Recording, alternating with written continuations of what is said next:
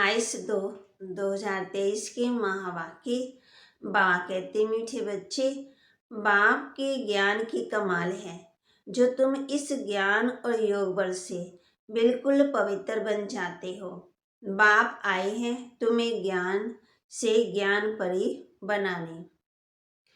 बाप के ज्ञान की कमाल है जो तुम इस ज्ञान और योग बल से बिल्कुल पवित्र बन जाते हो। बाप आए हैं तुम्हें ज्ञान से ज्ञान परी बनाने।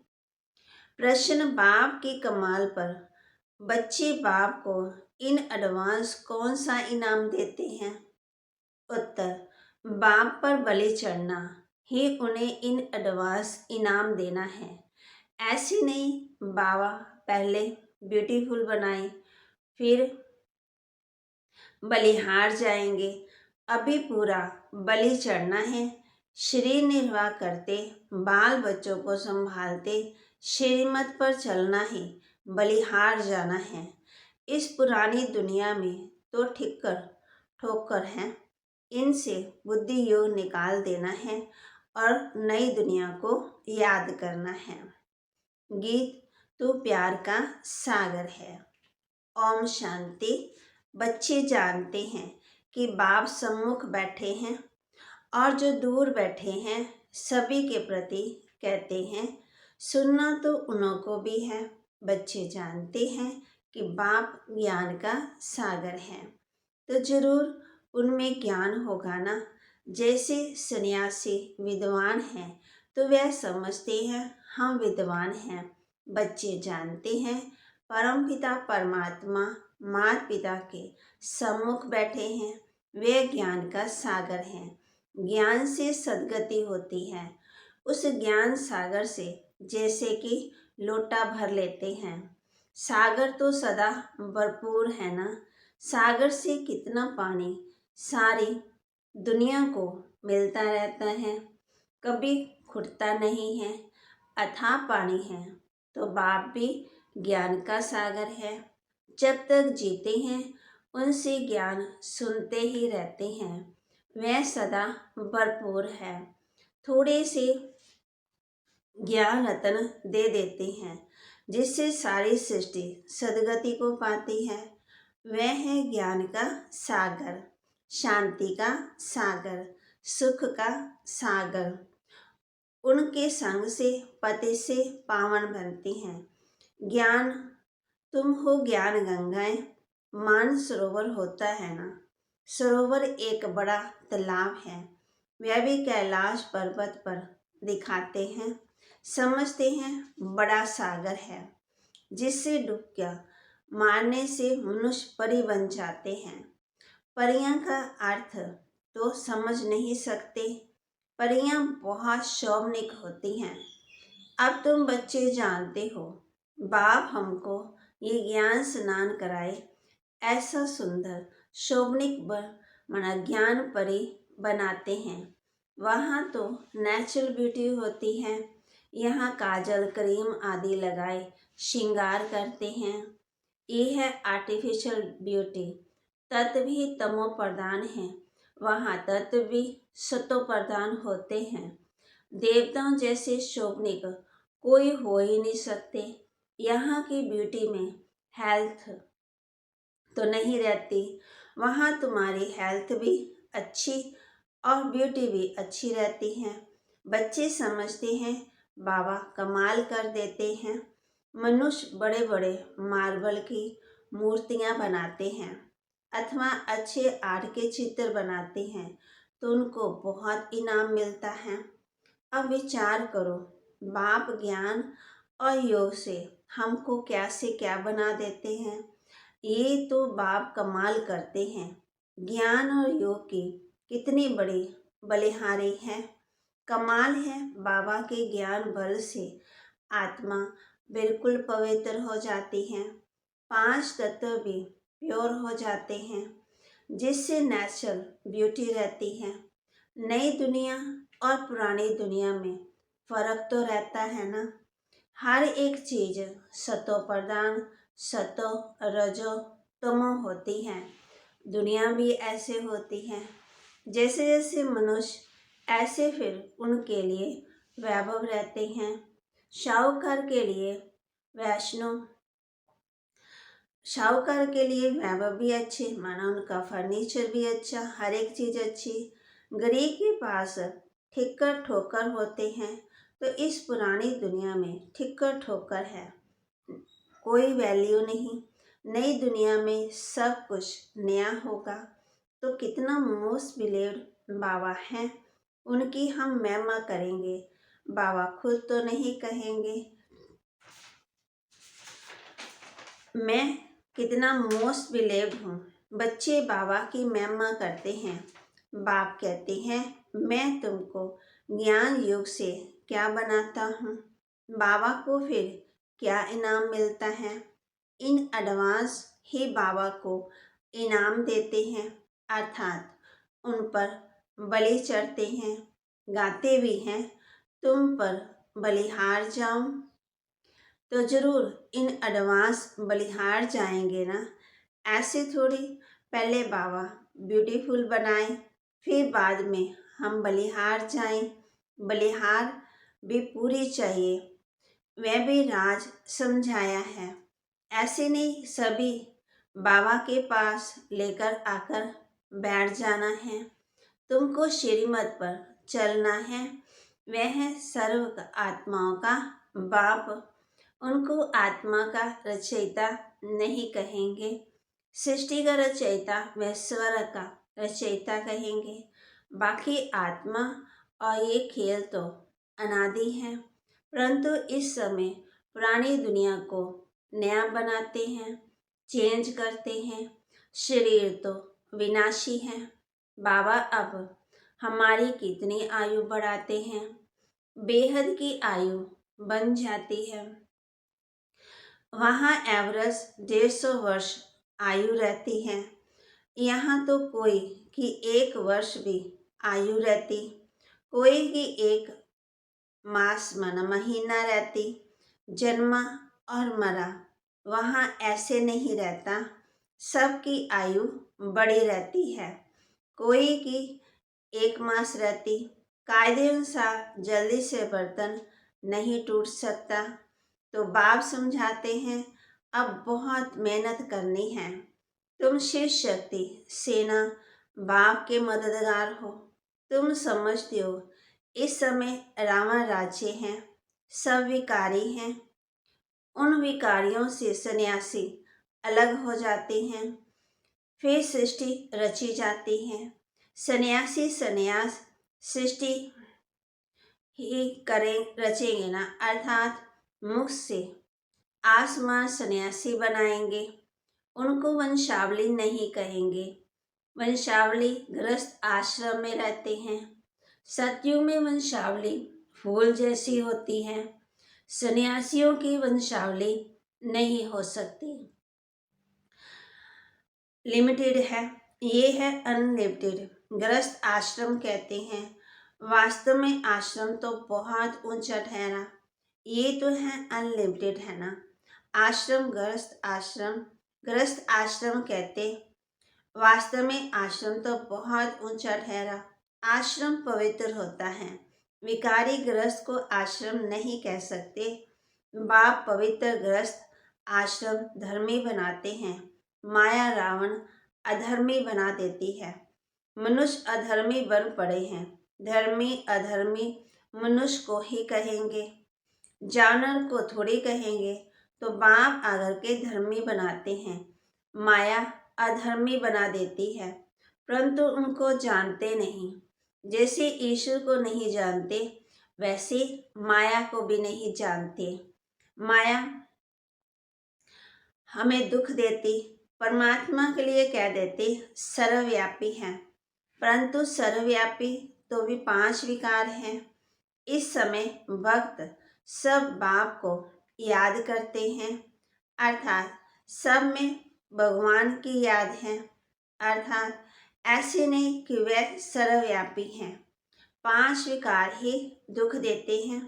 तो भक्त भगवान को याद करते बहुत दुखी हैं। फिर क्या देते, दुख सुख भगवान ही देते हैं। रावण का नाम ही भूल जाते हैं। और माया फिर संपत्ति को समझ लेते। संपत्ति तो धन को कहा जाता है। इस समय सभी मनुष्य माया रावण के मुरीद हैं। तुम आकर के ईश्वर के मुरीद बने हो। वह रावण के दुख का वर्षा लेते हैं, तुम बाप से सुख का वर्षा लेते हो। बाप आकर के माता को गुरु पद देते हैं। यहाँ कहते हैं पति स्त्री का गुरु है, परंतु वह तो और ही पतित बना देते। द्रौपदी ने भी पुकारा, हमारी लाज रखो। अब बाप कहते हैं, इन कन्या द्वारा ही उद्धार करूंगा। कन्या का गायन है ना, कुमारी वह जो पियर घर और ससुर घर का 21 जन्मों के लिए उद्धार करे। इस समय तुम कन्याएं बनती हो, माताएं भी कुमारी बन जाती हैं।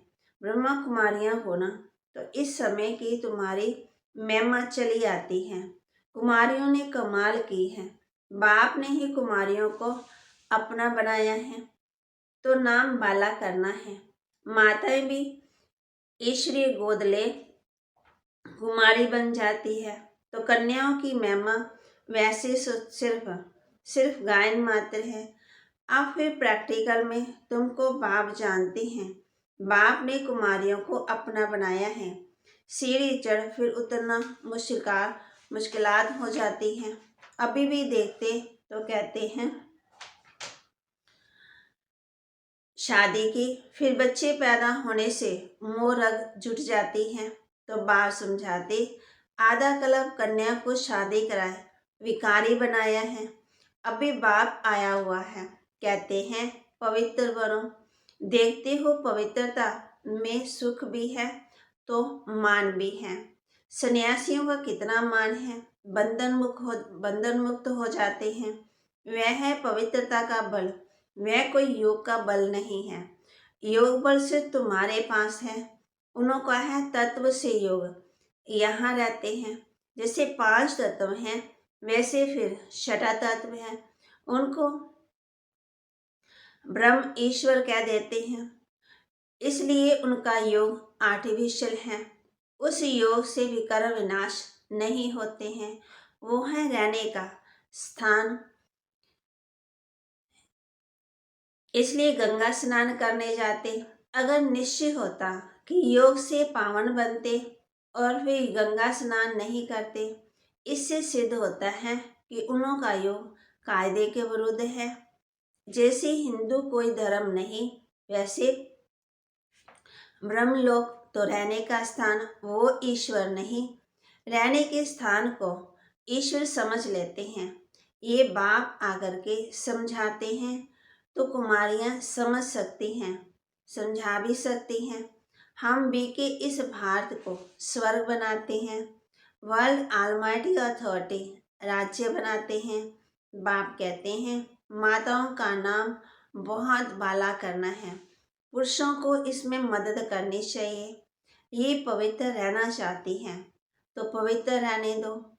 तो बाप आकर के पहले माताओं और कुमारियों को ज्ञान देकर अपना बनाते हैं। शिववंशी तो सब है ही, फिर ब्रह्मा कुमार और कुमारियां बनते।